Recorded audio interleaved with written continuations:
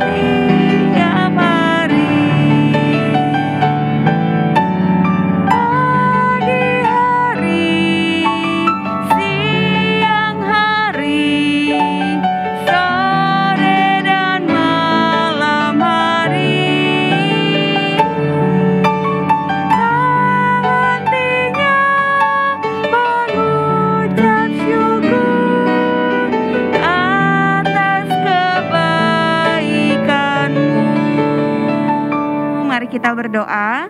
Tuhan Yesus, kami bersyukur sekali Tuhan. Kami berterima kasih untuk semua penyertaan Tuhan. Hari ini kami boleh bangun, kami boleh beraktivitas, dan sekarang ini kami mau beribadah. Tuhan, tolong setiap kami, hati kami, pikiran kami, untuk boleh sungguh-sungguh datang kepada Tuhan, beribadah dengan sungguh-sungguh dan tidak main-main. Tuhan berkati ibadah kami, kiranya Tuhan melihat bagaimana hati kami boleh sungguh-sungguh mau bersekutu dengan Tuhan. Dan kalau kami nanti juga akan mendengarkan firman Tuhan, Tuhan tolong setiap kami. Di dalam nama Tuhan Yesus kami mengucap syukur dan berdoa. Amin. Oke, adik-adik, semua udah rapi kan ya? Yalah, pasti sudah rapi ya, karena tadi kita sudah mulai ibadah. Oke, adik-adik, saya mau kasih tahu nih. Bulan ini adalah bulan keluarga. Ya, bulan keluarga. Adik-adik, beberapa minggu yang lalu kita sudah merayakan Parents Day, ya. Nah, karena memang kita semua adalah keluarga. Sekalipun mungkin keluarga adik-adik beda sama Lause gitu ya. Tapi di dalam Tuhan kita semua bersaudara, kita semua keluarga. Maka kita harus cinta dengan keluarga Tuhan. Ya, Tuhan yang menjadi kepala dari keluarga kita semua, kepala semua kita lah ya. Tuhan yang jadi Tuhan kita. Kita mau naikkan pujian Ku Cinta Keluarga Tuhan, biar semua boleh saling mengasihi satu dengan yang lainnya. Oke, kita naikkan pujian ini.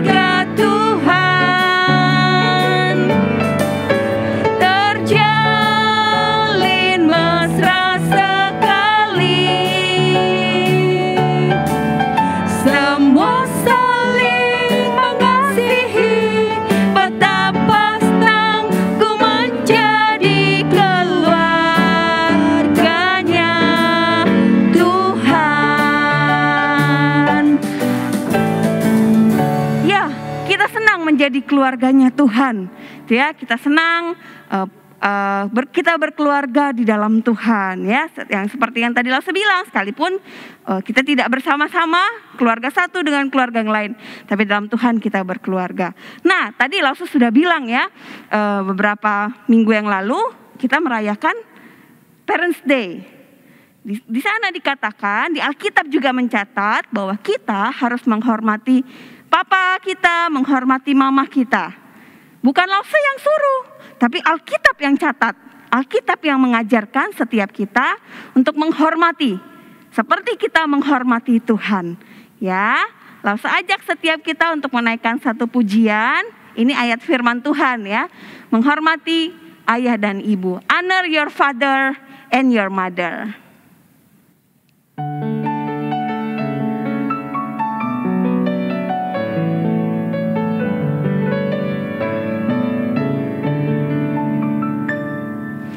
Honor your father and your mother as the Lord your God has commanded you.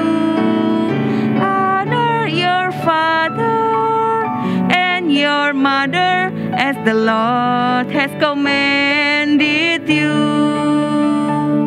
that your days may be long, that it may be well with you, with you. Honor your father and your mother as the Lord has commanded you. Sekali lagi ya. Honor your father and your mother as the Lord has God has commanded you. Honor your father and your mother as the Lord has commanded you, that your days may be long, that it may be well with you.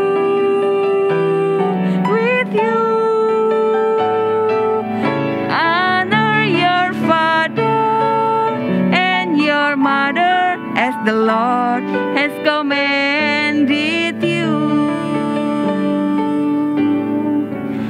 Adik-adik kalau mau buka Alkitabnya ada di Efesus 6 ayat 1 dan 2. Di situ dikatakan, hormatilah ayahmu. Hai anak-anak, hormatilah ayahmu dan ibumu seperti yang diperintahkan oleh Tuhan.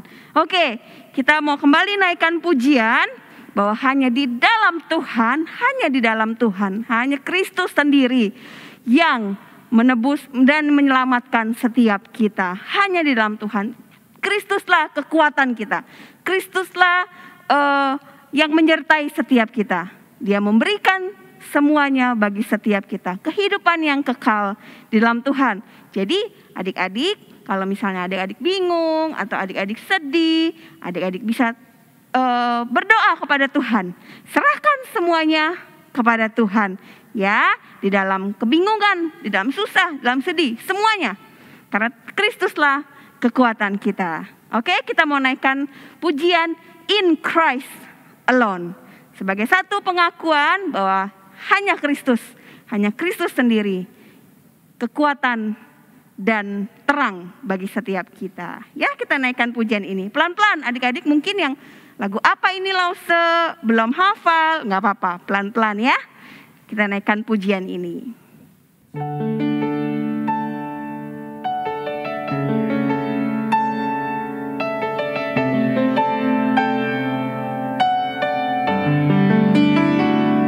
In Christ alone, my hope is found. He is my light, my strength, my soul. This cornerstone, this solid ground.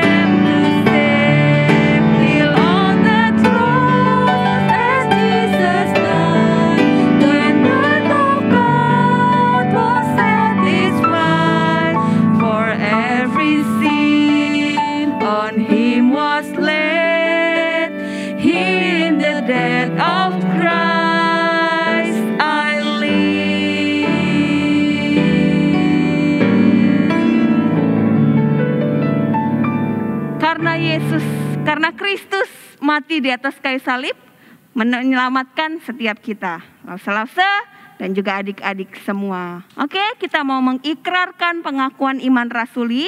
Adik-adik tetap bangkit berdiri. Oke, dengan sikap yang hormat kita mau menyatakan pengakuan iman rasuli. Pengakuan iman rasuli. Aku percaya kepada Allah, Bapa yang Maha Kuasa, Khalik langit dan bumi, dan kepada Yesus Kristus, Anaknya yang tunggal Tuhan kita, yang dikandung daripada Roh Kudus, lahir dari anak darah Maria, yang menderita sengsara di bawah pemerintahan Pontius Pilatus, disalibkan, mati dan dikuburkan, turun ke dalam kerajaan maut. Pada hari yang ketiga, bangkit pula dari antara orang mati, naik ke surga, duduk di sebelah kanan Allah, Bapa yang Maha Kuasa. Dan dari sana ia akan datang untuk menghakimi orang yang hidup dan yang mati. Aku percaya kepada Roh Kudus, gereja yang kudus dan am, persekutuan orang kudus, pengampunan dosa, kebangkitan tubuh, dan hidup yang kekal. Amin. Oke, adik-adik, tiba saatnya kita memberikan persembahan, persembahan kepada Tuhan. Adik-adik bisa kumpulkan terlebih dahulu di dalam amplop ya, di dalam celengan atau dalam amplop. Nanti kalau ibadah sudah buka, sekolah minggu sudah buka, adik-adik boleh datang menyerahkan kepada lause-lause ya. Atau adik-adik bisa scan QR code.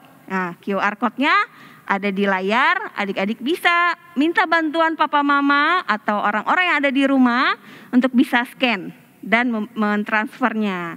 Adik-adik tambahkan angka 1 di belakang nominal atau angka yang mau adik-adik transfer. Oke, misalnya adik-adik mau memberikan 100.000, jadi memberikan 100.001. Oke, ya, jadi 0 di belakang diganti angka 1. Oke, ya, kita mau menaikkan pujian betapa hatiku berterima kasih.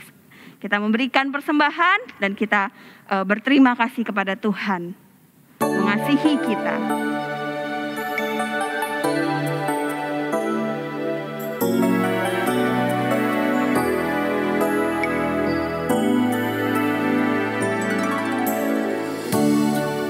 Betapa hatiku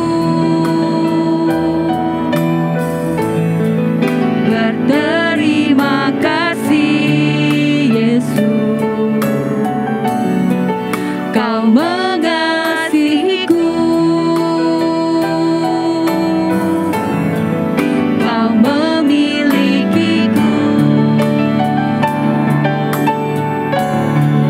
Hanya ini Tuhan persembahanku, segenap hidupku, jiwa dan ragaku, sebab tak kumiliki harta kekayaan yang cukup berarti untuk ku persembahkan. Hanya ini Tuhan permohonanku, terimalah Tuhan persembahanku, pakailah hidupku sebagai alatmu seumur hidup.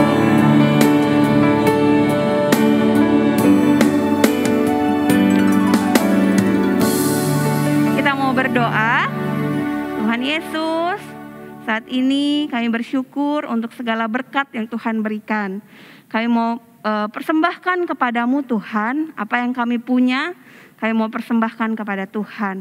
Tuhan, ini hanya uang yang kami berikan, sedikit yang bisa kami berikan ya Bapa, tapi kami lebih daripada itu, kami mau memberikan hidup kami. Kami mau memberikan tubuh kami mau memberikan pikiran kami mau memberikan semuanya sebagai alat Tuhan untuk dipakai menjadi saksi Tuhan, menjadi berkat bagi banyak orang di sekolah, di rumah, dimanapun kami berada. Kami mau menjadi berkat biar Tuhan yang boleh pakai. Terima kasih Tuhan, Engkau yang berkati untuk gereja yang akan mengelola uang ini, mengelola persembahan ini, dipakai untuk menjadi kemuliaan bagi nama Tuhan. Terima kasih ya Bapa di surga, di dalam nama Tuhan Yesus kami mengucap syukur dan berdoa. Amin. Oke, adik-adik, tiba saatnya kita mau mendengarkan firman Tuhan. Sekali lagi adik-adik, tetap persiapkan hati, ya. Buka telinga lebar-lebar, buka hati untuk mendengarkan firman Tuhan. Karena firman Tuhan bukan cuma didengar, tapi dilakukan. Oke, kita naikkan pujian firman Tuhan ku dengar.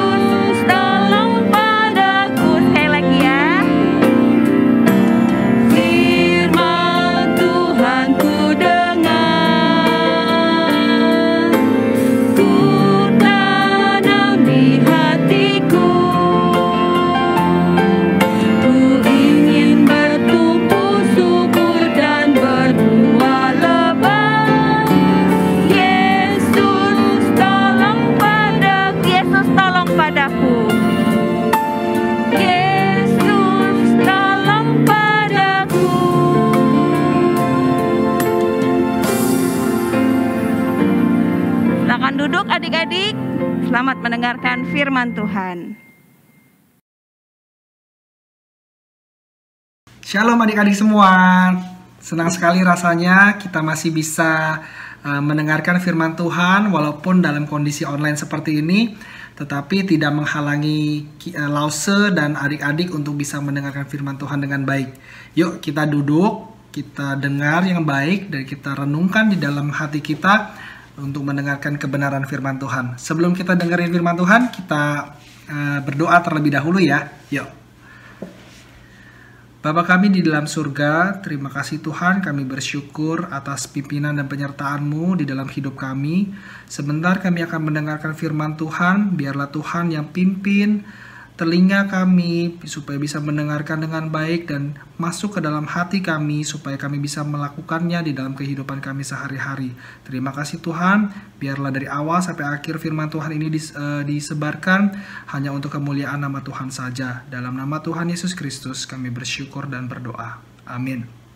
Oke adik-adik, hari ini Lause akan bercerita mengenai cerita tentang Petrus, murid Tuhan Yesus. Tapi sebelum Lause bercerita mengenai kisah Petrus, Lause mau cerita dulu mengenai apa sih yang ada di pikiran adik-adik kalau misalkan melihat ada orang pakai topi, menggunakan topi, ada tongkatnya, terus pakai baju jas seperti gambar yang Lause berikan ini. Nah, kalau kita lihat dari gambar tersebut, pasti apalagi ada kata-kata simsalabim, abrakadabra. Nah, itu biasanya apa tuh? Biasanya itu pasti ada sulap atau ada magic. Nah, biasanya Lause pas kecil juga Lause suka nonton-nonton trik-trik sulap seperti itu. Seperti sesuatu yang tidak mungkin menjadi mungkin. Tapi bagaimana caranya? Yuk, nih Lause kasih contoh sedikit mengenai bagaimana sih magic atau sulap itu dilakukan. Nah, di gambar yang Lause berikan ini, kita lihat bahwa kalau tidak ada trik yang kita ketahui, seperti seolah-olah ada seorang laki-laki dengan tubuh yang sedang terlungkup akan dipotong oleh jeruji besi. Nah, ini kan kalau kita lihat sesuatu yang wah, bagaimana mungkin bisa melakukan hal seperti ini? Magic, luar biasa.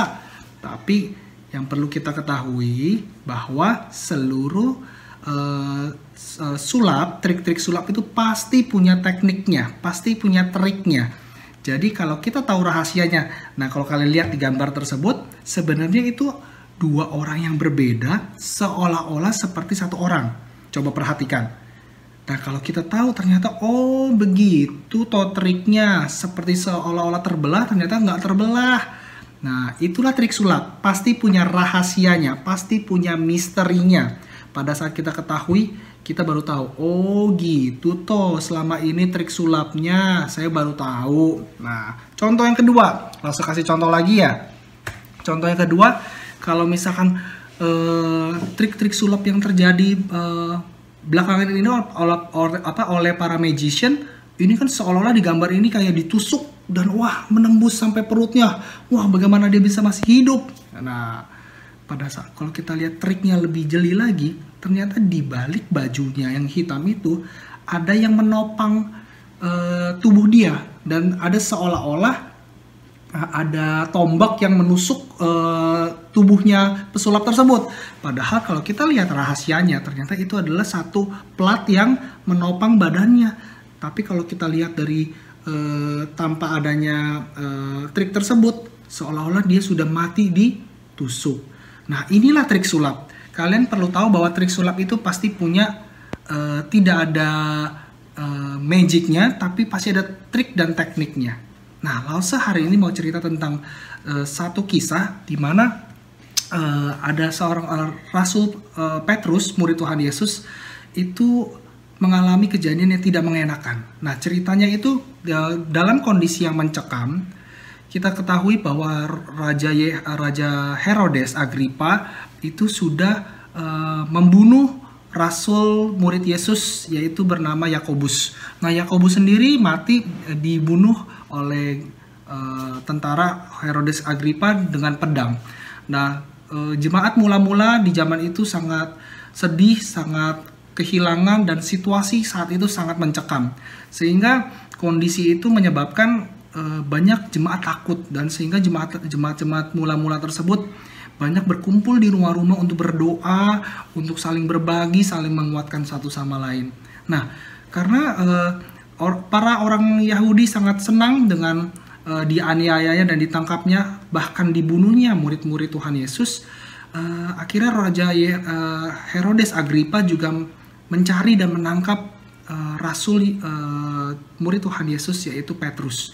Nah, di cerita tersebut bahwa setelah Yakobus mati oleh pedang, Petrus akhirnya ditangkap dan dipenjara.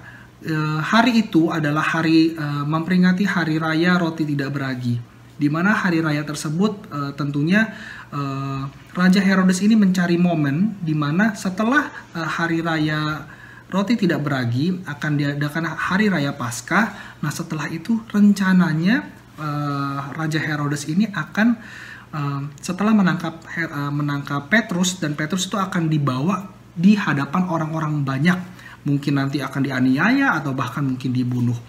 Nah untuk meluruskan rencana tersebut, Raja Herodes menyiapkan 4 tim pasukan, masing-masing ada 4 orang. Artinya ada berapa orang? 4 kali 4 ada 16 orang. Sangat banyak untuk menangkap dan menahan Petrus di satu penjara. Nah kondisi itu tentunya kalau kita tahu adik-adik, penjara itu kan pasti bentuknya sangat serem, kotor, terus banyak penjaganya, banyak jeruji-jeruji besi, jeruji-jeruji kayu zaman itu yang pastinya kalau kita ditangkap kita tidak akan keluar. Karena kecuali dengan kunci. Tapi kalau kita tidak punya kunci tersebut yang diambil oleh penjaga-penjaga tersebut, pasti kita tidak bisa keluar. Nah, Petrus juga mengalami hal yang sama. Tapi di lain sisi, para jemaat mula-mula mendengarkan bahwa Petrus ditangkap dan dipenjara, sedihlah hati mereka. Tapi mereka terus berdoa kepada Tuhan untuk meminta pertolongan. Kalau boleh, biarlah Petrus bisa lolos dari hukuman, lolos dari penjara tersebut.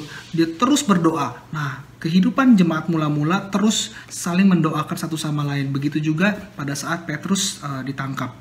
Nah, dengan doa tersebut ternyata Tuhan menjawab doa-doa mereka. Sehingga pada saat Petrus itu ditangkap, kita tahu bahwa pada saat Petrus ditangkap itu tangan kanan dan tangan kirinya diborgol, dan pada saat tangan kiri dan kanannya diborgol, dia juga dijaga oleh para penjaga. Sebelah kiri dan sebelah kanan penjaga memborgolkan tangannya dia dengan tangannya Petrus, sehingga Petrus ini tidak akan bisa keluar, tidak akan bisa melepas borgolnya dan lari. Itu sesuatu tidak mungkin. Nah, kalau kita tahu sebenarnya trik sulap itu kan banyak sekali cara-cara melepas dari ikatan, melepas dari borgol, tapi semua itu adalah tipuan dan trik. Tapi kalau kejadian Petrus ini sangat luar biasa, adik-adik. Nah, kita tahu pada saat Petrus ditangkap dan sudah malam hari, Petrus kondisinya sedang terikat oleh borgol, dan sebelah kanan sebelah kirinya juga penjaga sedang tidur. Maka Petrus pun tertidur. Nah, yang luar biasanya, tiba-tiba ada seorang malaikat terang yang mendatangi Petrus, dan Petrus ditepuk badannya dan dibilang, "Hei Petrus, bangunlah." Nah, tiba-tiba Petrus kaget luar biasa. "Hah, berarti malaikat Tuhan menolong aku." Nah, gimana cara malaikat Tuhan ini menolong Petrus? Nah, pada saat itu Petrus dibilang, "Bangunlah." Setelah dikatakan disuruh bangun oleh malaikat, saat itu juga borgol yang dari besi terikat oleh di tangannya Petrus, saat itu juga langsung rontok, sehingga tangan Petrus tidak lagi terikat. Nah, ini pasti bukan sulap, pasti bukan trik, pasti bukan magic, tapi ini adalah keajaiban yang Tuhan berikan kepada Petrus. Nah, pada saat dia sudah siap-siap untuk bangun, malaikat Tuhan juga menyampaikan bahwa ikatlah pinggangmu, pakailah sepatumu, dan pakailah jubahmu. Nah, pada saat itu Petrus bergegas untuk segera memakaikan ikat pinggangnya, juga langsung pakai sepatunya, juga pakai jubahnya, dan ikutlah aku. Malaikat langsung bilang begitu. Nah, pada saat itu Petrus terus mengikut si malaikat tersebut. Nah, anehnya banyak pintu-pintu, banyak penjaga-penjaga di sekitarnya yang lalu lalang dan menjaga Petrus sedemikian rupa jangan sampai kabur. Tapi lewat keajaiban itulah Petrus mengikut malaikat Tuhan sampai pintu pertama, pintu kedua, sampai bahkan pintu besi yang menuju kota itu juga bisa ditembus. Dan bahkan pintu besi yang luar biasa tebal itu, sebelum dilewati sama malaikat dan Petrus, pintu tersebut terbuka sendiri sampai akhirnya mereka bisa keluar dari penjara dan menuju kota. Nah, hal ini sangat luar biasa sampai akhirnya Petrus pun menganggap bahwa apakah ini hanya sebuah mimpi? Apakah ini hanya sebuah penglihatan saja? Tapi ternyata tidak. Yang Petrus alami benar-benar adalah suatu keajaiban, fakta yang dialami, mujizat yang dialami oleh Petrus lewat pertolongan Tuhan, berkat doa-doa dari para jemaat mula-mula yang mendoakan dia.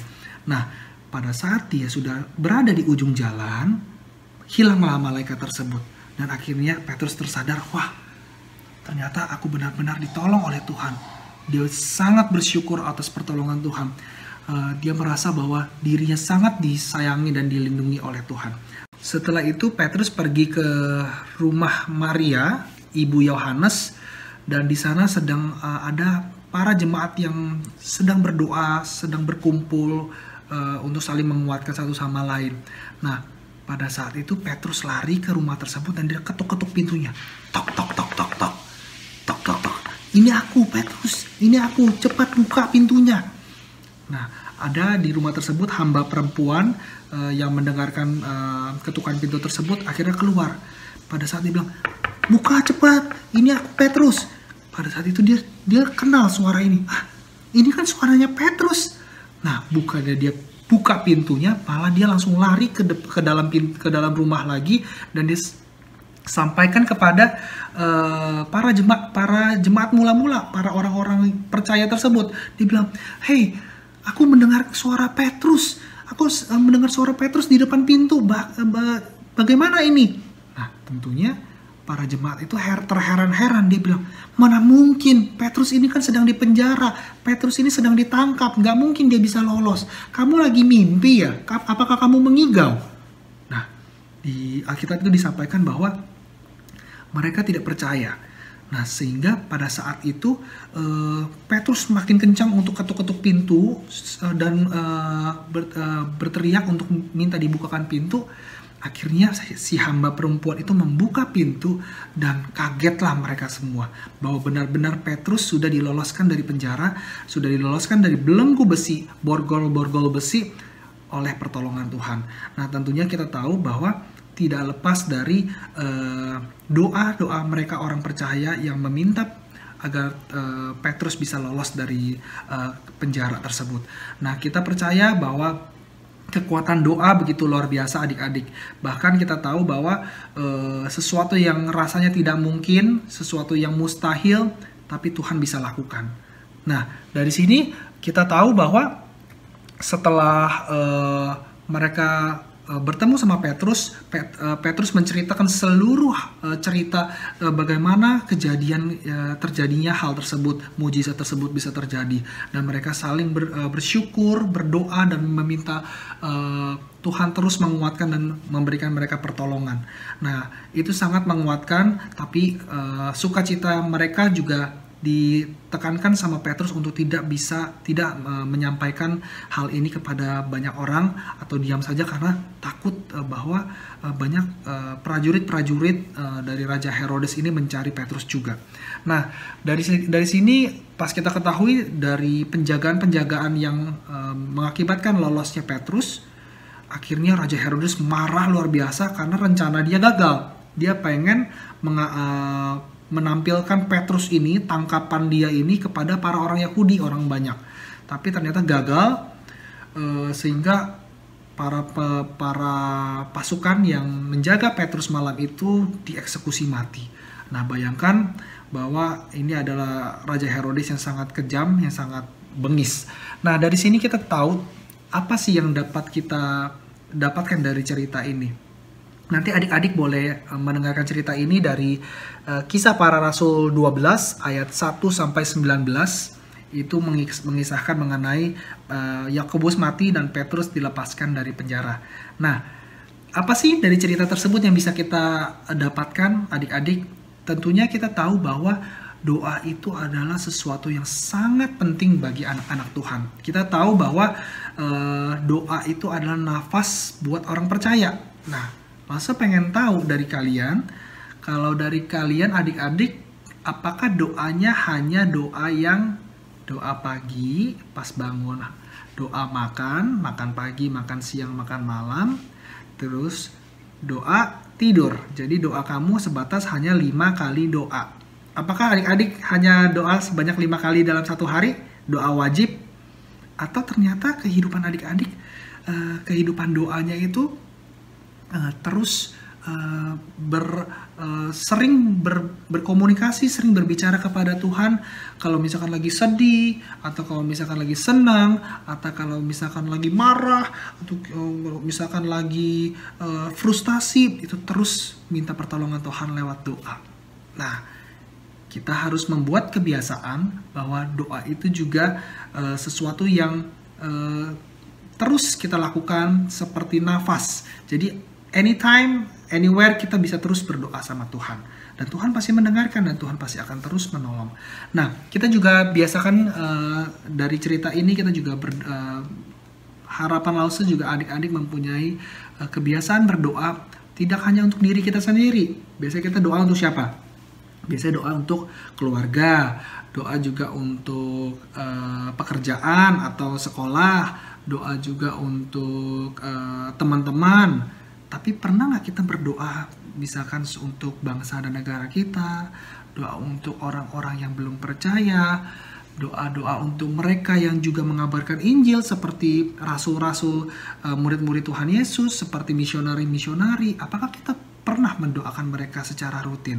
Nah, coba adik-adik dibiasakan bahwa kita terus berdoa bukan hanya untuk diri sendiri dan keluarga kita, tapi kita juga berdoa untuk banyak hal, banyak orang yang bisa kita doakan. Gitu ya adik-adik ya. Nah, kita juga yakin dari cerita hari ini kita belajar bahwa Tuhan juga, kita yakin bahwa Tuhan kita percaya bahwa Tuhan itu pasti mendengar doa-doa kita. Cuma jawabannya itu tidak selalu pasti dijawab saat itu juga sesuai dengan kehendak kita. Karena kita tahu bahwa doa itu, apa yang kita doakan, Tuhan tahu yang terbaik waktu yang akan dijawab.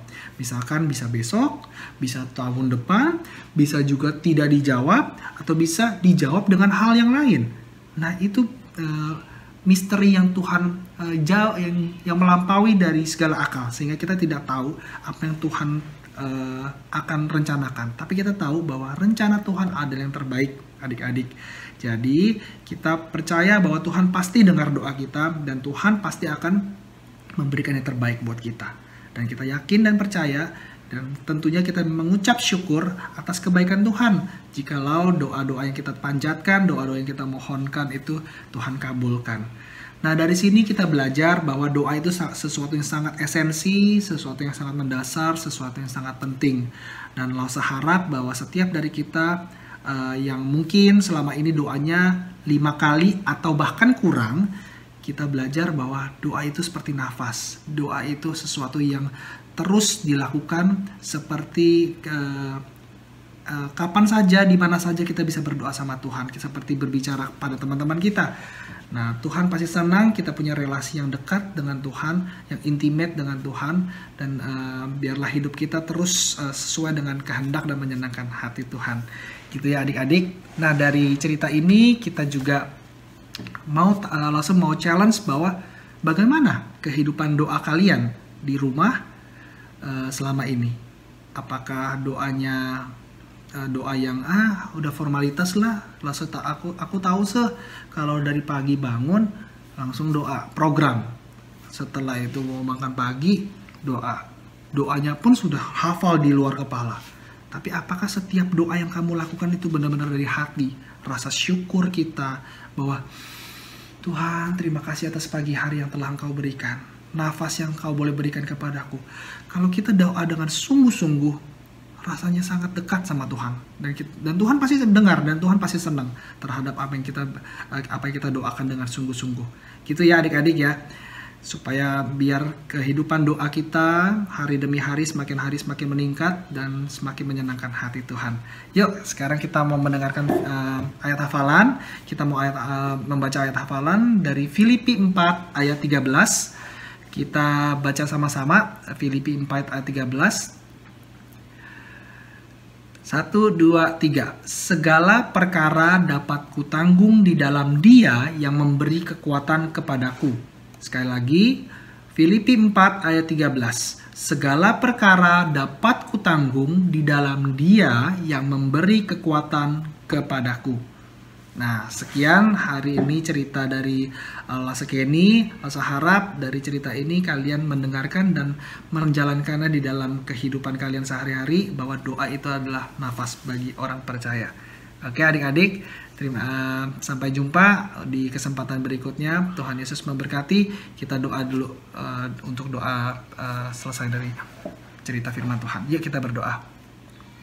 Bapa kami di dalam surga, terima kasih Tuhan, kami bersyukur atas firman-Mu yang boleh Engkau berikan, yang boleh kami dengar. Biarlah setiap dari firman Tuhan kami belajar bahwa kami mempunyai kebiasaan atau pola hidup, bahwa doa itu adalah nafas orang percaya, doa itu punya kekuatan yang luar biasa.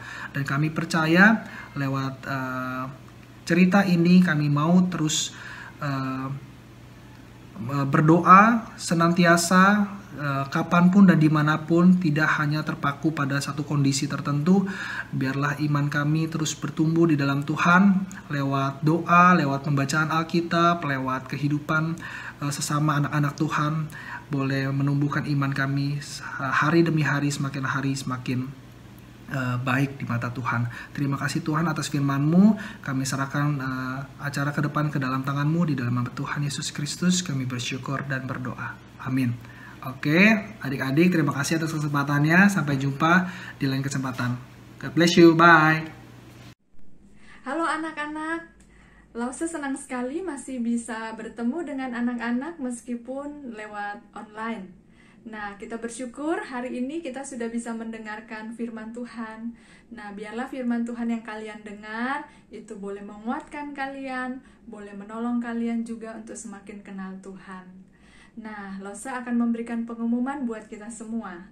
Mulai minggu depan, yaitu tanggal 23 Mei, kita akan mengadakan kebaktian dalam 2 bentuk. Bentuk yang pertama adalah kebaktian melalui YouTube, yang seperti biasa kita jalani ya. Dan bentuk yang kedua adalah kebaktian lewat Zoom. Jadi kebaktian lewat Zoom ini akan dilaksanakan pukul 10.30. Ya, jadi anak-anak bisa join sebelum 10.30 itu ya. Karena berharap nanti tepat 10.30 kita akan memulai kebaktian kita. Jadi jangan lupa ya, minggu depan ada 2 bentuk kebaktian. Kamu bisa bersama-sama dengan Lause di dalam Zoom.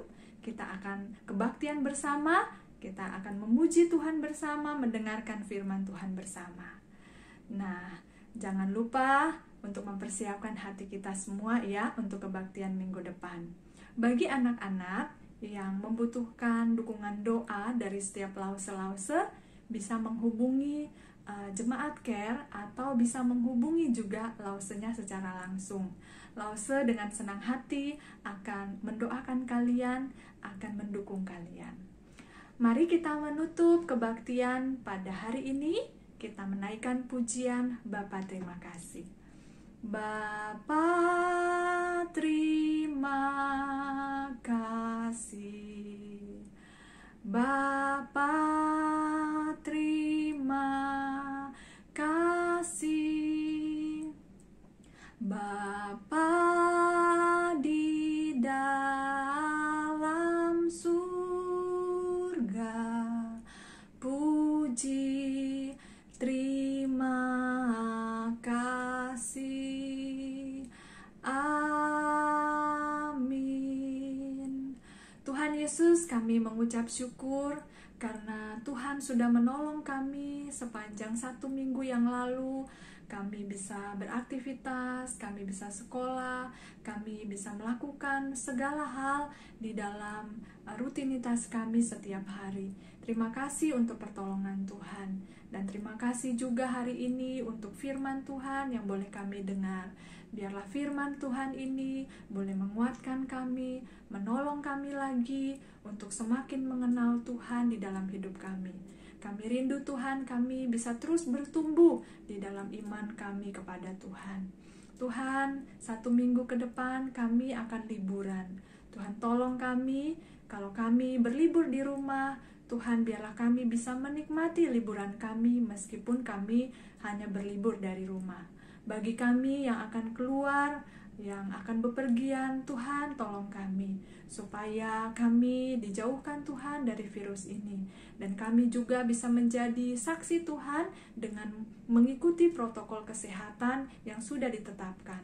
Tuhan, jadikan kami sepanjang 1 minggu ke depan sebagai saksi Tuhan, sehingga banyak orang yang boleh diberkati lewat hidup kami. Kami tak lupa Tuhan berdoa untuk pemerintah kami. Tuhan tetap tolong mereka di dalam menjalankan setiap tugas dan tanggung jawab mereka. Biarlah mereka boleh menjalankan tugas dan tanggung jawab mereka di dalam takut akan Tuhan. Terima kasih Tuhan, kami mengembalikan segala ucapan syukur kami kepada Tuhan. Hanya di dalam nama Tuhan Yesus kami berdoa. Amin. Sampai jumpa di kebaktian YouTube maupun di kebaktian Zoom minggu depan. Tuhan berkati. Bye-bye.